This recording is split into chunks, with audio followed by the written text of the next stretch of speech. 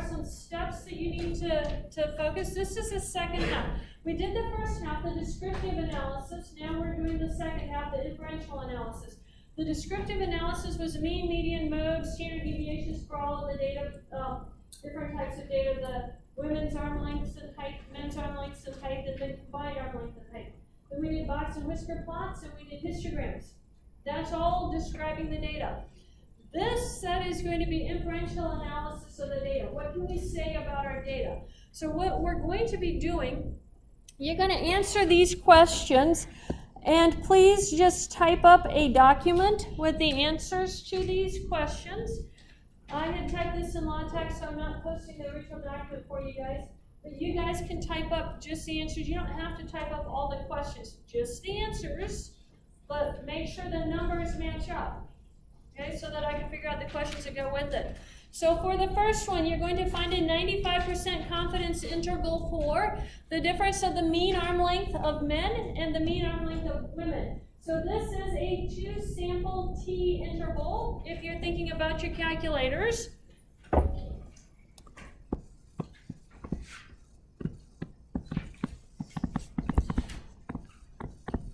I would suggest using the online stuff that we have for doing these online. It'll make it easier. Copy and paste your data rather than trying to type 100 different data values into the list of your calculator. I would use those links on eClass for those. So a 2-sample T interval for the mean arm length of men and women. You're going to put the data values for men in one column, data values for women in another column. These are independent samples because they're from different people. Then the difference of mean height of men and the mean height of women. Here again, 2-sample T interval.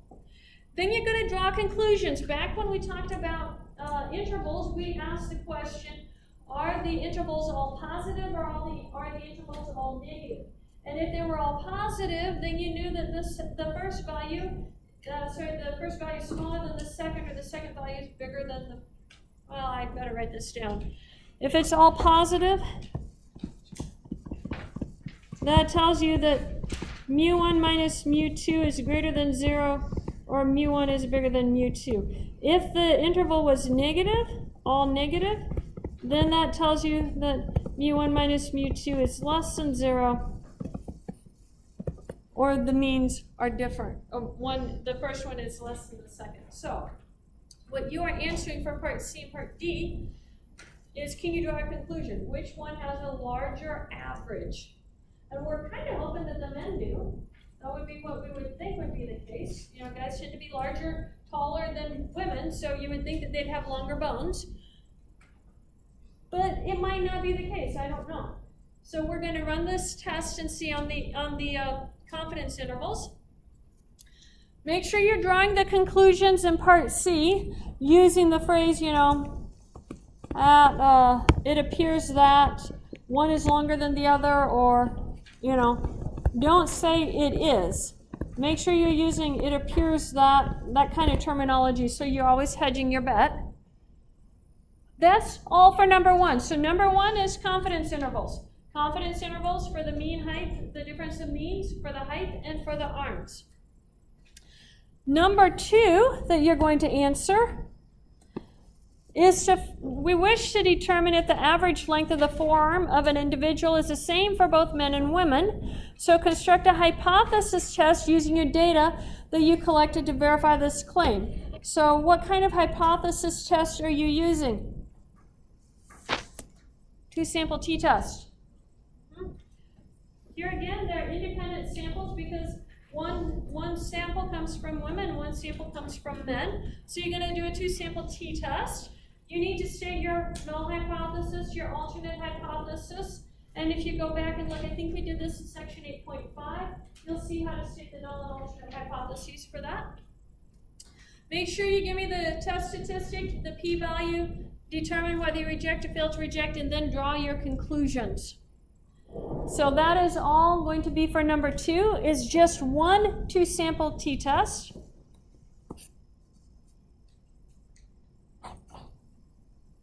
Yeah, these are just for the length of the forearm.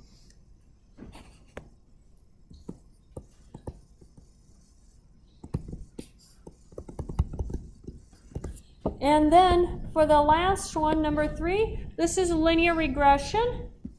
So I want part A, a scatter plot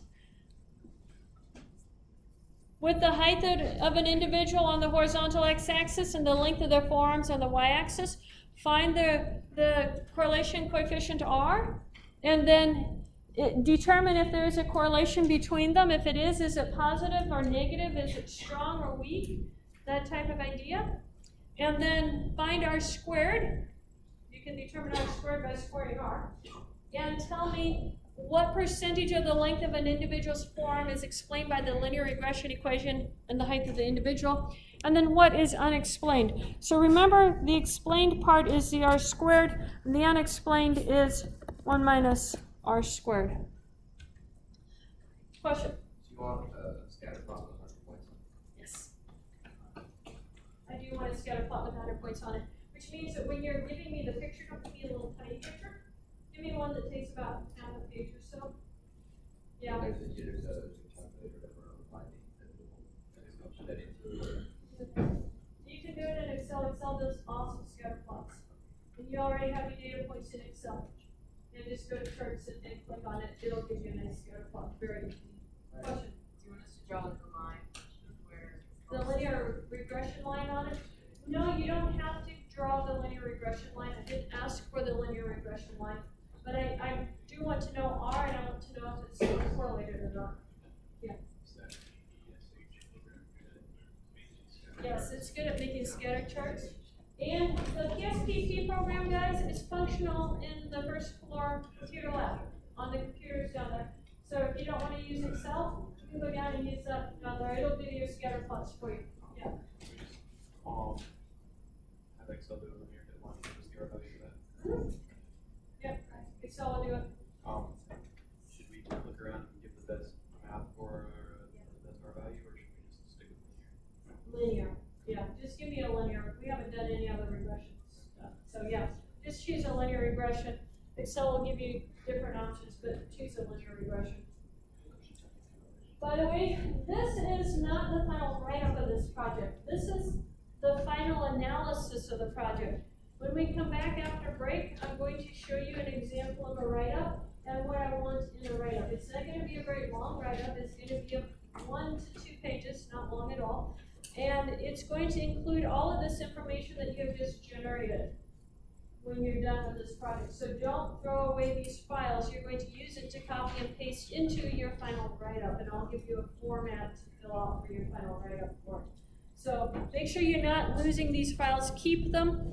I have not put the, no, I think I did actually open up this on eClass. I can't remember. I meant to do it. But if I haven't, I'll get it opened up after class for this on eClass. It will have a deadline on it. Remember, none of this is accepted after December 5.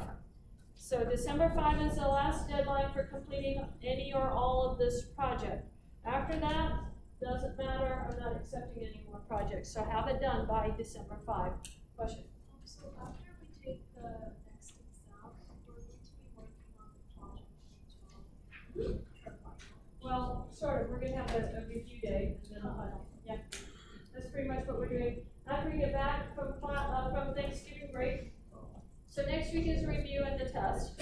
And then Thanksgiving break, after we come back from Thanksgiving break, you have 2 days to finish your project.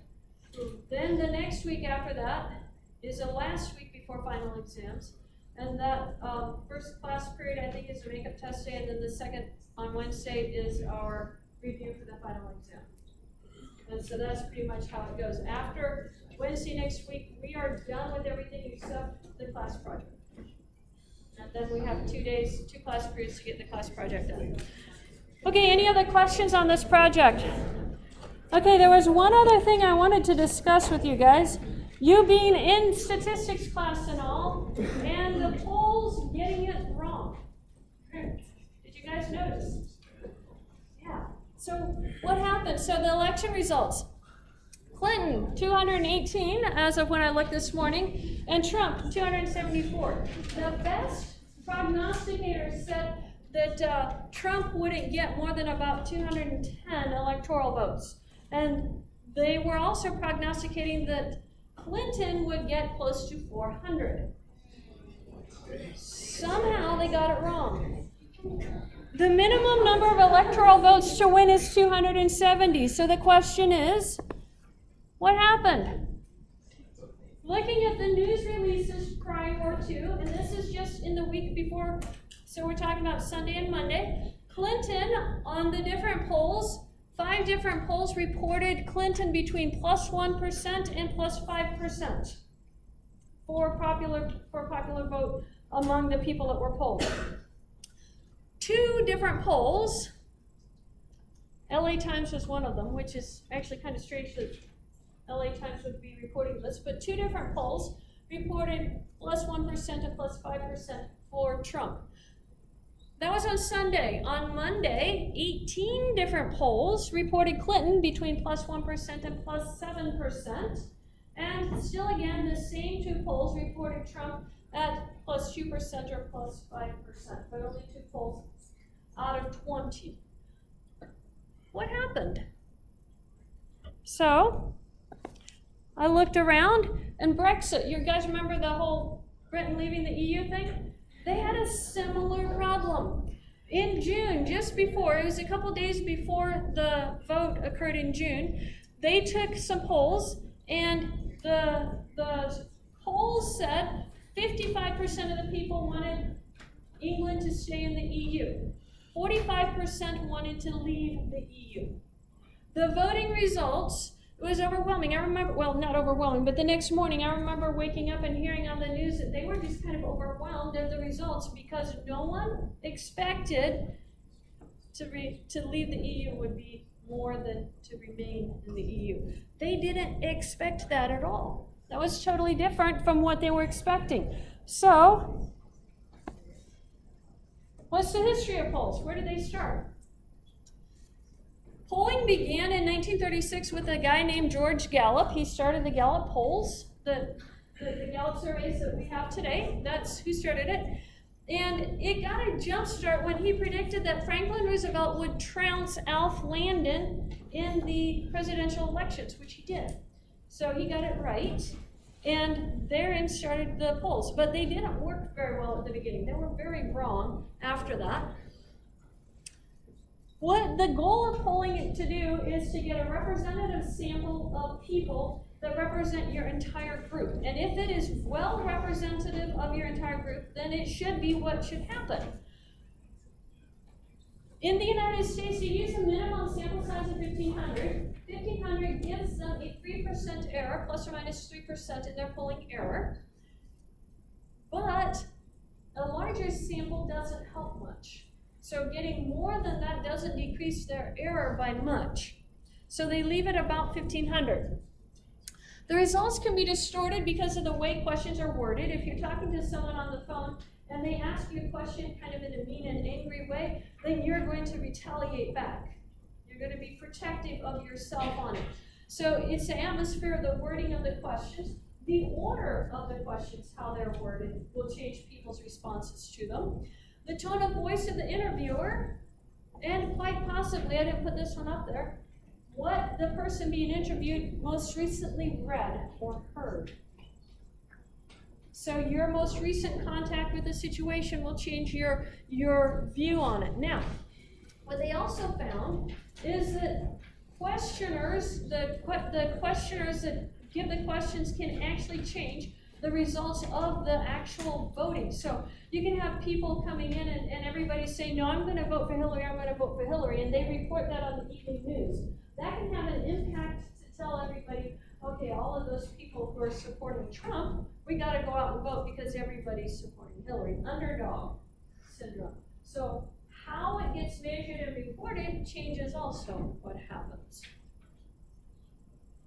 The biggest one, the one in history class, I don't know if you guys remember this, but in the history class, when I was taking American history, they talked about Truman versus Dewey. Anybody remember the name of Dewey? No. He was so considered to be such an overwhelming win that none of the Republicans went out to vote for him. And it was a landslide for Truman. But in all of the polls, he had such a lead that everybody considered it was a done deal. And no one went out to vote for him. So your responses to the polls, when they're predicted to people, can change the outcome because people get lackadaisical. Yeah. Actually, it's so bad that I was practically printed that doing one. Yeah, at night, they called it early, and the newspapers ran their papers the night before so that they could send them out on the morning run early in the morning. And they had called it for Dewey when they printed it. So they had a whole run of papers that were printed wrong because of polls. Yeah, we get them wrong from time to time. It just goes to show you, can you prove anything with statistics? No, absolutely nothing. And if you measure it, it will probably change. Okay, we are done for today, guys. About 20 minutes early. Remember, next class period is a review for the test. Don't